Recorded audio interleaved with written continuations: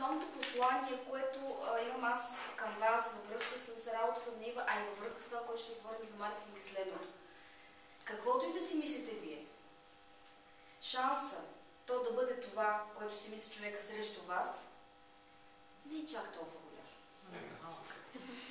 Тоест, ако вие оценявате идеи за продукти, които ще продавате на клиенти, ако вие оценявате идеи за вашите собствени търговци, как да ги мотивирате, вие трябва да си представите този, който е обект на вашите идеи, на вашите усилия, какво е в неговата глава.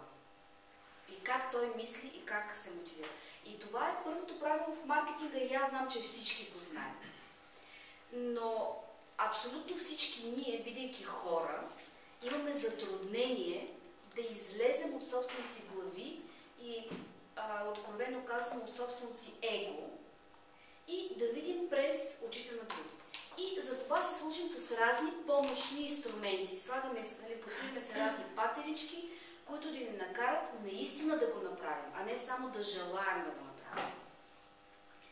В случая става дума за един инструмент, който се казва карта на емпатията, Empathy Map,